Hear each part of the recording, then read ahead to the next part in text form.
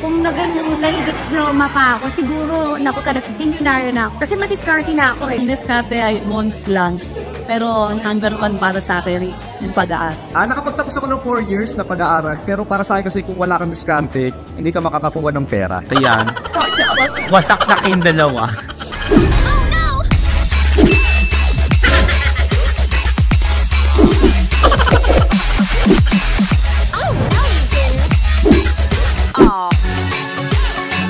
Subscribe!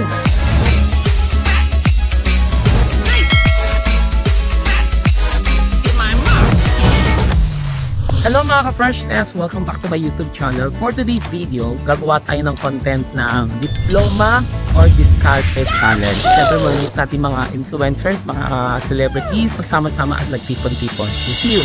Ang World Skills ASEAN Manila 2025 ay buong ASEAN na maglalaban-laban sa kanilang mga skills. Ngayong taon ang Pilipinas ang mag-host nito na gaganapin sa World Trade Center, Metro Manila, Pasay City.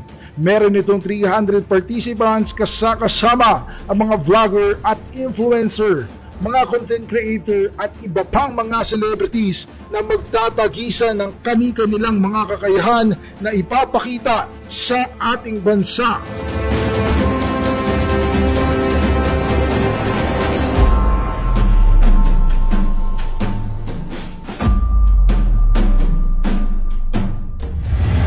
Diploma o Discarte? Para sa akin, syempre, both. Iba rin kasi Both bangka? Both bangka, yun ba? Mas masarap kasi may diploma.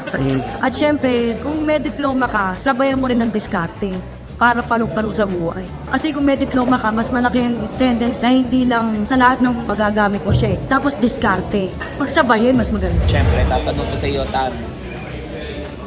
Anong mas importante sa iyo? Diploma o Discarte? Isa lang po ba? Isa lang, syempre. Kung gusto mo, bahala ka. Para sa akin sir, kasi galing na ako sa diskarte. Parang sa akin ngayon, parang mas gusto ko ng diploma kasi habang buhay mong dadalhin yun. Kasi na-discarte man si Madam Lord. Hindi naman po. Kasi syempre iba pa din kapag may diploma talaga. Kaya ayun, diploma po. Okay, ano bang para sa iyo? Diploma o diskarte? Pareho. Kasi hindi ko naranasan yung bagets-bagets pa ako. Okay? Kung nag-ano diploma pa ako, siguro napaka-dictionary na ako. Kasi madiskarte na ako eh. Wala na ng diploma. Mahalaga kasi kaya sabi ko sa mga anak ko, kahit pag-work ka talaga, kailangan nyo magtapos. Kailangan nyo mag-aral ng mabuti. Para hindi lang diskarte, meron din kayong talino. No, Bilang isang beauty queen, bilang isang celebrity, bilang isang TV host, ano mas importante sa iyo, diploma o diskarte? Para sa akin, Miwa, mas importante pa rin ang edukasyon. Dahil naniniwala ako na ang edukasyon ay ang magiging susi para sa kinabukasan ng bawat Pilipino at lahat ng tao sa mundo. Naniniwala ako na ang kabataan pa rin ang pag-asa ng bayan at ang number one susi ay ang mag-aaral. Ang diskarte, pagkatapos mong mag-aaral at saka bago ka mag-aaral, lagi mo lang gagamitin. Ang diskarte ay bonus lang. Pero ang number one para sa akin, yung pag-aaral. Congrats! So, ano yung para mas importante sa iyo? Diploma o diskarte? Sa akin palagay na yun, mahalaga naman syempre talaga yung diploma. Pero kung may diploma ka naman at wala kang diskarte, mahirap din. Dahil ngayon ang laban na talaga buhay na ito. Sa buhay na ito is diskarte. Kailangan magaling ka sa diskarte, hindi lang diploma. Kaya it's a tie.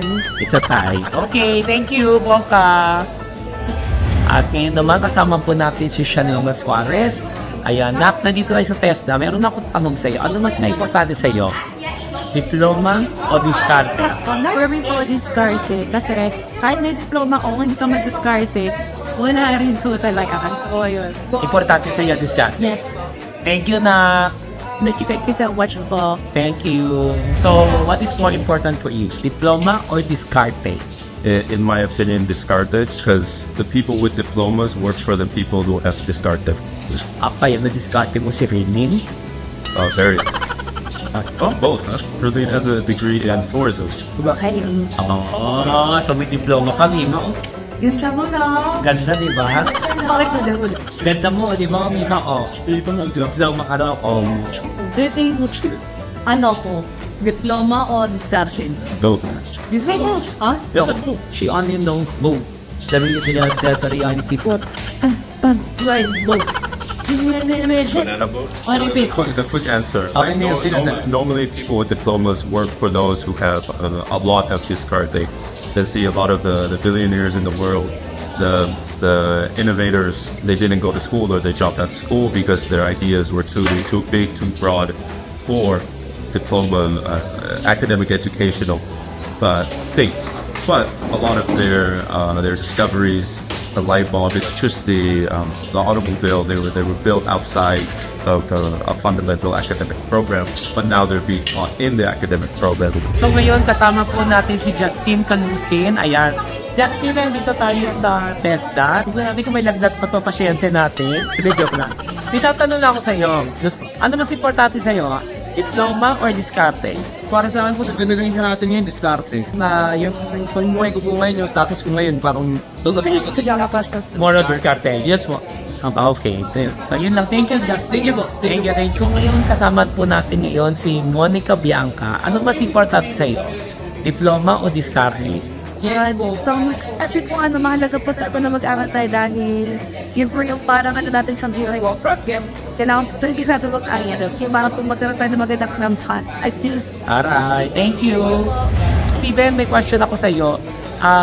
Bilang isang influencer, bilang dating artista, ano ang mas importante sa iyo? Diploma o diskarte? For me, sir, pag nakakuha ka naman ng diploma, doon mo na ma-apply yung respective patutunan na kung saan ka ba. Kasi kumbaga, kasi natin diskarte, hindi wala ka pa. Kumbaga, depende rin pala sa opinion ng tao. Sir, for me lang, sir, diploma. Kaya kasama natin ngayon si Milax. Ikaw ba, ano ba sa tingin mo ngayon ang mas importante para sa iyo? Diploma o diskarte?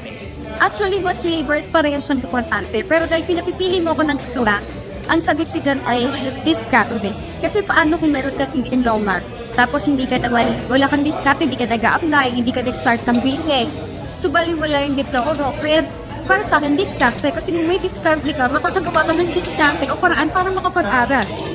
At magkaroon ng diploma. Perfect. Thank you, sis. Love you. Okay, so kasama natin si Yulab ngayon. So, nandito tayo sa TESDA, no? So, Yulab, may tanong naman ako sa iyo. Ano yung Sir Wilbert? Ano para sa iyo ang importante? Diploma o diskarte? Para sa akin, diskarte. Nakapagtapos ako ng 4 years na pag-aaral, pero para sa akin kasi kung wala kang diskarte, hindi ka makakakuha ng pera. Okay. Tulad ni Sir Wilbert, napaka-successful na businessman at content creator dahil doon sa diskarte niya. Pero meron din siyang diploma dahil may knowledge niya. Pero wala akong diploma, undergrad ako. Diskarte, di ba? Okay ka mo, nahuli ko kasi Sir, diskarte, walang diploma, pero successful sa buhay. So para sa akin, diskarte. Kayo pala yung Wasak 2025 sa likod. Basahin niyo sa likod. Ayan. Wasak na kayong dalawa. So ayan, nandito na tayo. Pauwi na tayo. And of course, syempre, maraming salamat at umabot kayo dito sa dulo ng content ko. At syempre, kung ako naman tatanungin para sa akin kung diploma o diskarte, syempre iba pa rin pag sinabi mong diploma kasi sabi nga nila, knowledge is power, beauty is in the eye of beholder. Pero syempre, kanya-kanyang swerte to eh. Kanya-kanyang ano din natin yan eh. Yung eagerness, encouragement natin. Ako kasi, wala man ako diploma, pero madiskarte ako sa buhay. Pero, I will never stop learning every day kasi marami tayong natututunan. So, at my age of 50 years old, then, balak ko ulit bumalik sa pag-aaral para may diploma ako. So, maraming salamat and thank you for watching. Of course, sumabay na sa akin si Sugar pa uwi. Ayan, don't forget i-subscribe nyo rin si Sugar at lahat ng mga YouTube channel niya. Ayan, don't forget din i-subscribe si Hipo. Nandito rin yung channel niya.